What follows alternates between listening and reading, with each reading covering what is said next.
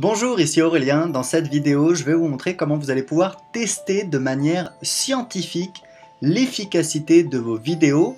En effet, il n'y aura pas de place pour les jugements personnels, pour l'évaluation, pour la subjectivité. Non, vous allez pouvoir tester de manière scientifique, de manière précise. Vous allez pouvoir déterminer l'efficacité de vos vidéos si elles plaisent réellement à vos visiteurs. Je vous montre tout de suite comment je vais faire. Alors sur Bloguer TV, j'ai voulu tester en fait deux formats de vidéos. J'ai voulu tester si le fait d'ajouter des annotations sur une vidéo, c'est-à-dire du texte en fait qui apparaissait à l'écran, qui venait en fait reprendre les points essentiels que je citais dans la vidéo, je voulais voir si ça avait un impact, si ça allait faire en sorte que les gens allaient plus accrocher sur mes vidéos. Donc, comment j'ai fait? Tout d'abord, j'ai mis en place un split test sur mon blog bloguer.tv. Ce que j'ai fait, c'est que j'ai créé un article qui s'appelle « Comment gagner de l'argent avec le Kindle d'Amazon », c'est ce qu'on a ici. J'avais donc deux versions de la même vidéo. Là, vous voyez, c'est la version A. En fait, il s'agit de la version avec les annotations. Vous voyez qu'ici, on a des annotations en fait pendant toute la vidéo. Et j'ai créé une deuxième version de cette vidéo qui est en tout point identique. La seule différence, c'est qu'il n'y a pas ces annotations ici qui vont reprendre les points essentiels que je cite, que je donne dans la vidéo. Donc ça, c'est très important puisque ce que je voulais vérifier, c'était si les gens allaient plus rester sur ma vidéo s'il y avait des annotations, comme cette annotation que vous voyez ici. Donc en fait, tout au long de la vidéo, j'ai mis des annotations qui reprennent les principaux points que j'évoque dans la vidéo et je voulais voir si ça allait avoir un impact. Donc ce que j'ai fait, c'est que j'ai commencé par créer un article, donc avec cette vidéo avec les annotations, et ensuite j'ai créé une deuxième version de cet article avec une vidéo, et cette vidéo c'est la variante de cette vidéo, c'est-à-dire que c'est la même vidéo mais sans ces annotations que vous voyez ici apparaître. Alors comment j'ai fait ça? C'est très simple. En fait, au lieu de créer un article, j'ai créé une page. L'avantage, c'est que cette page, elle est entre guillemets invisible sur mon blog, elle n'est pas répertoriée, mais elle est en tout point similaire, c'est-à-dire que quand vous cliquez dessus, vous arrivez sur une page qui ressemble exactement à cet article avec le même texte, le même appel à l'action, le même titre, etc. etc. Alors comment j'ai fait ça?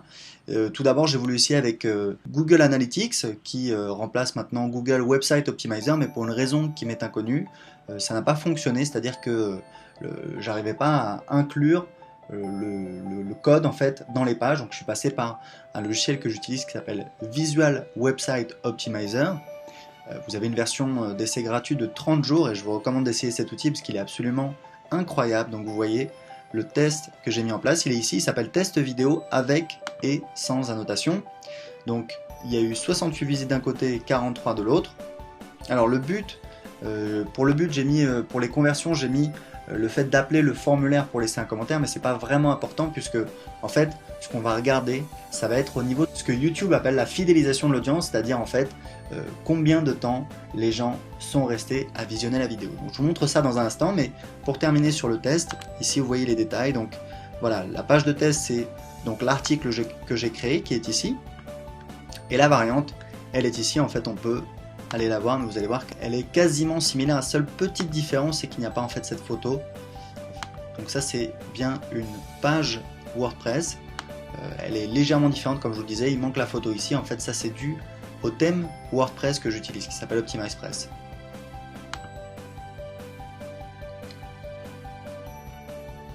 Voilà, vous voyez la page ici. Vous voyez qu'elle est en tout point similaire. On a le même titre. Et on a le même texte. La seule différence, bon là il y a un petit bug, mais la seule différence c'est qu'il n'y a pas de photo ici comme je vous le disais. C'est pas vraiment très important. Donc ce que j'ai fait, c'est que j'ai laissé tourner en fait ce test pendant quelques jours. J'ai eu plusieurs dizaines de visites sur les deux versions de mon article. Et ensuite ce que j'ai fait, c'est que je suis allé sur mon compte YouTube. Et il y a quelque chose que vous connaissez peut-être pas, que je vais vous montrer, qui est très intéressant. Vous allez dans Analytics. Ici vous sélectionnez une vidéo pour avoir justement ces caractéristiques. Donc c'est comment gagner de l'argent en publiant sur le Kindle d'Amazon.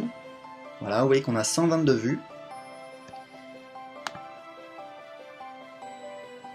Et je vais faire la même chose de l'autre côté. J'ai ouvert un deuxième onglet sur lequel je vais aller voir les statistiques de la version B, qui est la version, je le rappelle, sans les annotations. Alors donc vous avez des chiffres comme le nombre de vues, le nombre de commentaires, etc. etc. Ce qui nous intéresse, c'est ce qu'on a ici, ça s'appelle fidélisation de l'audience. Vous allez voir, c'est très intéressant en fait. Alors on a deux paramètres, il y a fidélisation de l'audience absolue et fidélisation de l'audience relative. Vous voyez, la vidéo se lance, donc je vais l'arrêter. En fait, la fidélisation de l'audience absolue, ce sont au départ sur 100 personnes qui ont démarré la vidéo, combien de personnes restaient au bout d'une minute, au fil du temps, combien de personnes sont restées. Alors, vous voyez que des fois ça augmente, c'est des gens qui, je crois, qui reviennent en arrière, etc. Et du coup, ça donne une statistique intéressante, on voit un petit peu la perte d'audience, c'est-à-dire au fil du temps, les personnes qui abandonnent. Donc, vous voyez que à la fin, il y a grosso modo une personne sur deux qui a regardé la vidéo en entier, ce qui pour une vidéo de 7 minutes est quand même, je pense, c'est tout à fait raisonnable. Donc si on regarde pour la vidéo B, qui est la vidéo qui n'avait pas les annotations, donc je vais l'arrêter également, l'audience absolue elle est ici, donc vous voyez qu'on a un graphique qui est, on va dire, plutôt similaire. Donc ce qu'on va faire, c'est qu'on va comparer des valeurs. Là, par exemple, vous voyez qu'à 1 minute 28, j'ai 64% des gens qui sont toujours présents, qui sont toujours en train de regarder la vidéo. Et ici, sur la vidéo avec les annotations, j'ai 63%, donc c'est à peu près similaire. Si on prend à 3 minutes 20, j'ai 61% d'un côté, et 60% de l'autre. Par contre là, je vois que ça descend à 51% à 4 minutes 52. Alors que là, je suis toujours à 58% sur la version A. En fait, vous voyez que la version A, on a quand même un petit peu plus de vues. Là, vous voyez que ça descend à la fin, à 5 minutes 59, on est à 52%. Et ici, là, on est à 50%, on est un petit peu moins. Donc, c'est à peu près similaire. Mais il y a une donnée qui est intéressante, c'est ce que YouTube appelle la fidélisation de l'audience relative. En fait, qu'est-ce que c'est? C'est un graphe qui va vous montrer par rapport aux vidéos qui font la même durée, eh bien si vous avez réussi à plus fidéliser les lecteurs de votre vidéo par rapport aux lecteurs des vidéos qui font à peu près la même durée. Donc vous voyez, c'est vraiment l'audience relative, vous êtes en compétition avec les autres vidéos de la même durée sur YouTube. Et là vous voyez que donc ça va entre élevé, très satisfaisant, moyen, peu satisfaisant et faible. Donc grosso modo, si votre vidéo, on va dire, intéresse moins les gens que la moyenne des vidéos sur YouTube de la même durée, eh bien le graphe va se trouver dans cette région.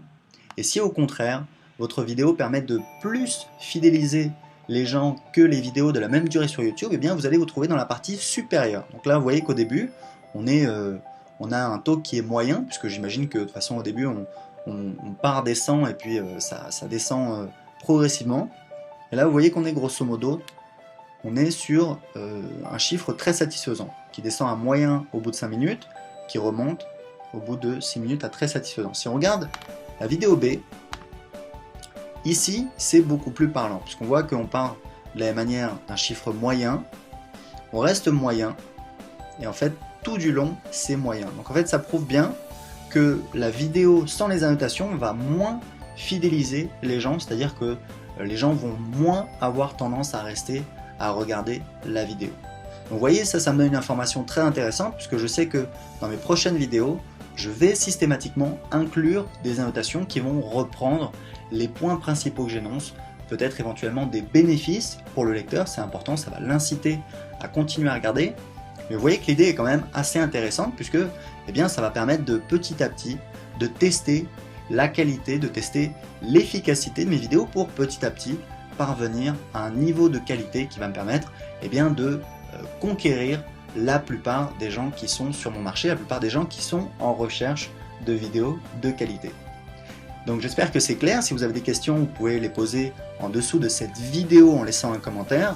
Si vous avez des idées pour des tests sur mes blogs, pour tester de nouveaux formats de vidéos, laissez également un commentaire en dessous de cette vidéo. Je vous donne rendez-vous à très bientôt pour réussir avec un blog sur internet sur bloguer.tv.